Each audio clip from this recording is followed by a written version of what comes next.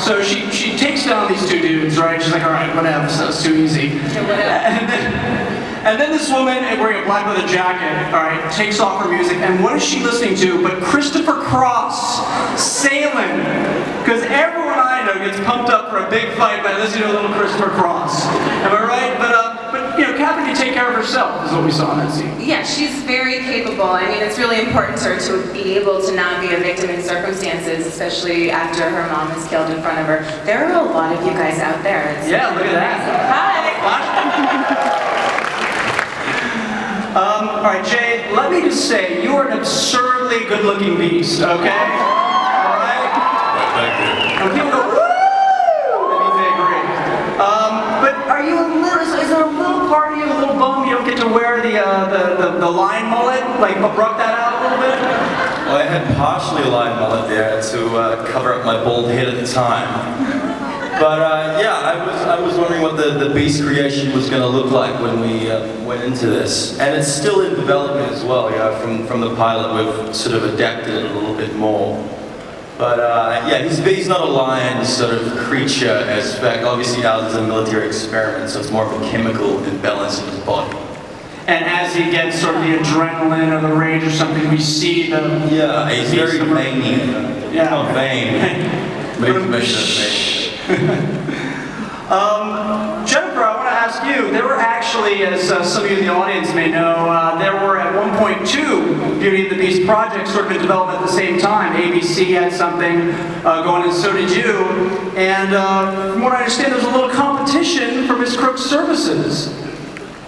From what? For Kristen's services there. And so how did you land the big fish here? You know what we did?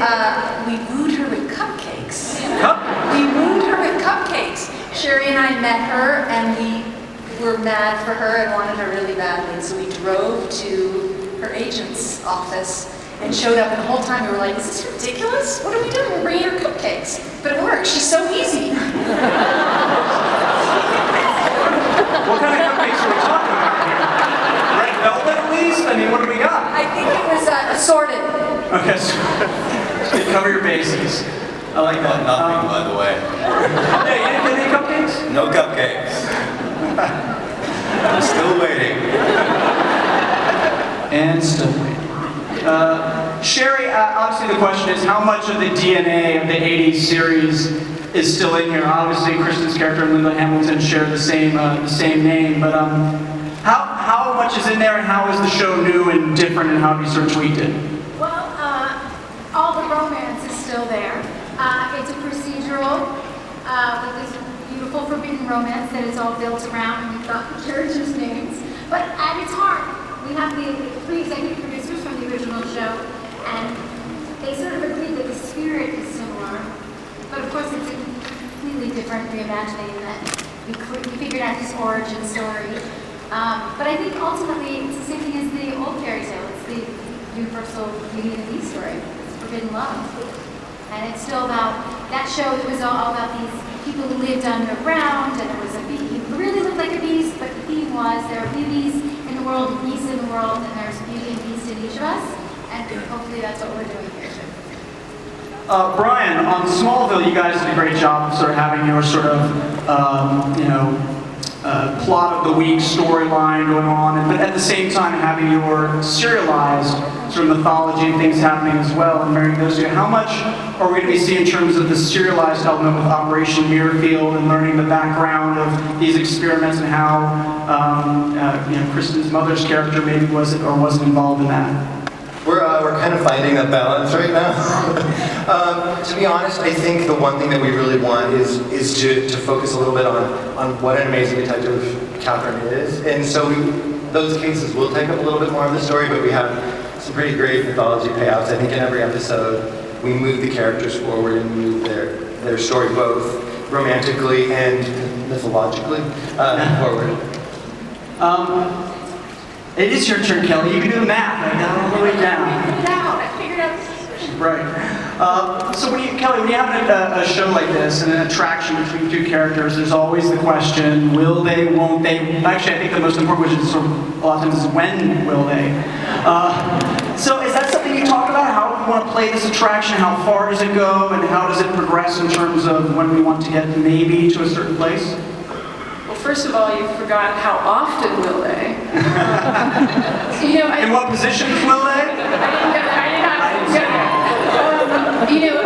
What's great about Kristen and Jay is that when you see them on screen, there's just chemistry, and a part of that's just that they have so much fun together, and it really comes across. So I think that obviously the attraction and the pull is there, but there's a lot of story, a lot of elements, both mythologically and also in their backstory that you'll uncover that's going to make it a little bit of a struggle for them to get together often. But we're going to try. Okay, we'll hold you to that.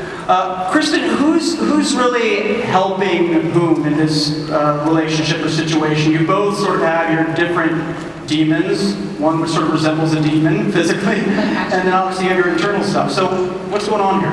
I think the two of them really are ultimately partners. I think they're going to be working to help each other, and I think they're going to come up against a lot of their issues as they go through that, because as you're saying, they both have incredible struggles that are going to keep them from actually being with each other.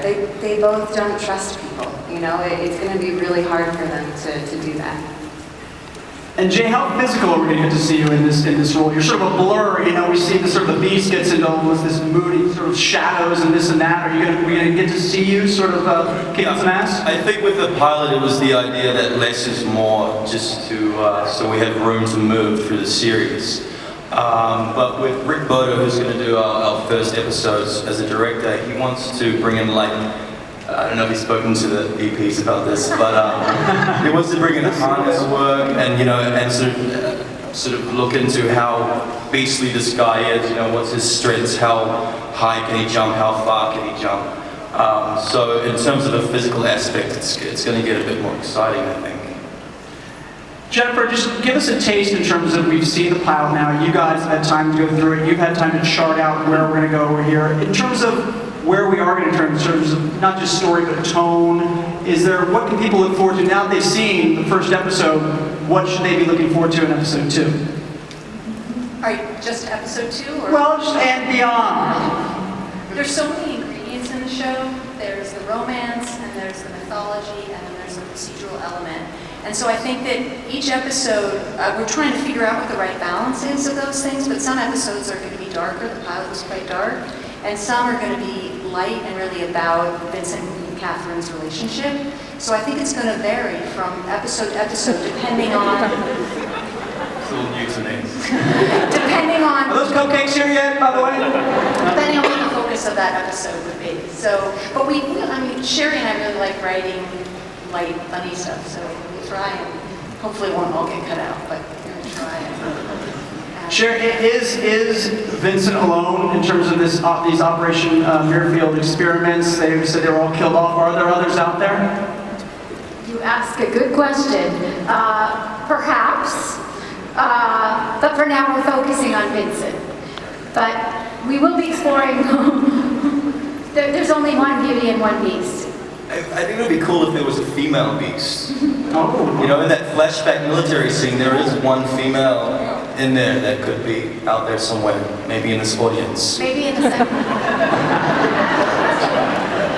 Well, guys, I know you enjoyed the pilot. I know you guys probably have some questions you'd like to ask the stars and producers of Beauty and the Beast, so I'd love to open up the floor and get some of your questions in there while we can. So if you have a question, please let us know. We'll get it in there. This is your chance to talk to the cast and producers of Beauty and the Beast. What do we got? Anyone? Anything? Is there a microphone that's going around here?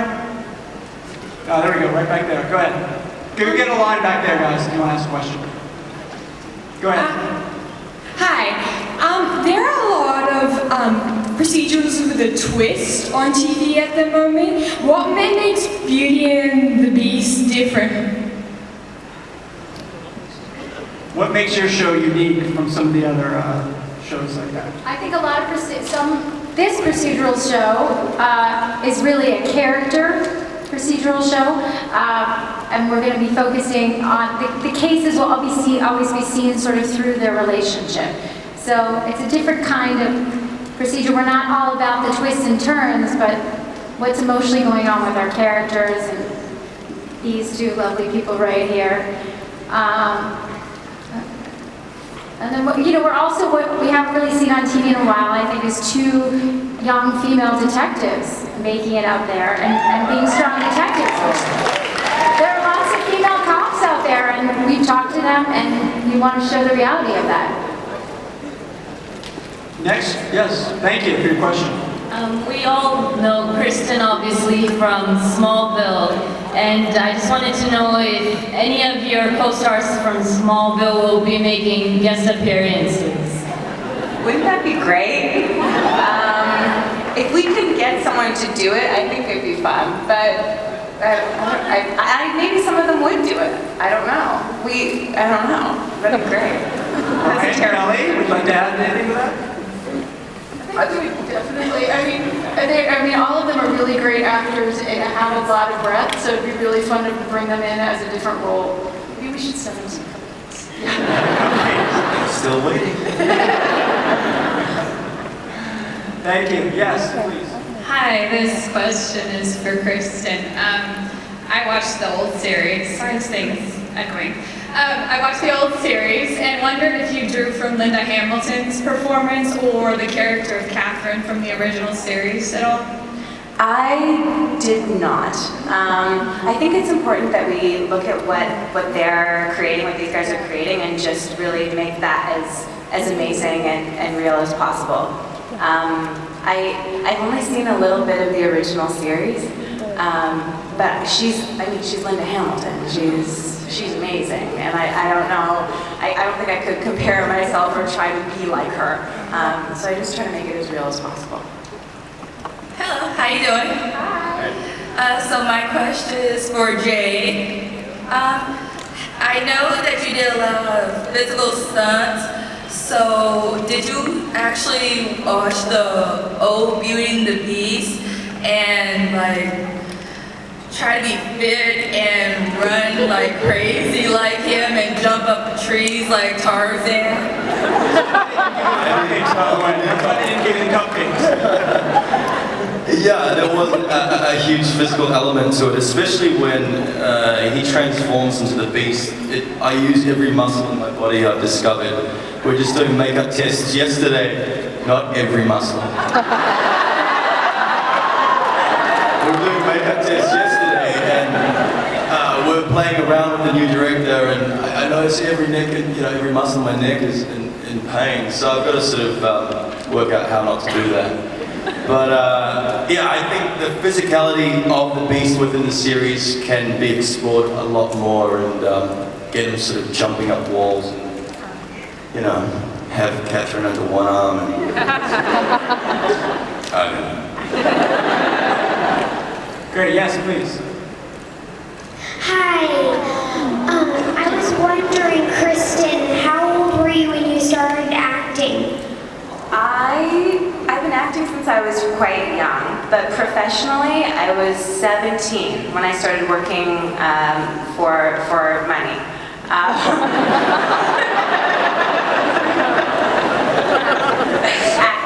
Acting. But yeah, I've been doing it since I was little. Thank you for that question and answer. Hi, Kristen. I was just wondering, what's it like to go from the role of Lana Lang to Katherine Chandler? Yeah, you know what, it's really great. I think that she is, at the end of the show, Lana was incredibly strong and really came into her own, in my opinion. And I think that it's cool because I get to start with Catherine, and she's a very different character in many ways, but she's got a certain strength, and she's also emotionally restricted a little bit in the way that Lana wasn't, who was very emotionally expressive and really vulnerable all the time, and Catherine isn't that way. So I think it's a really good flip for me. Thank you.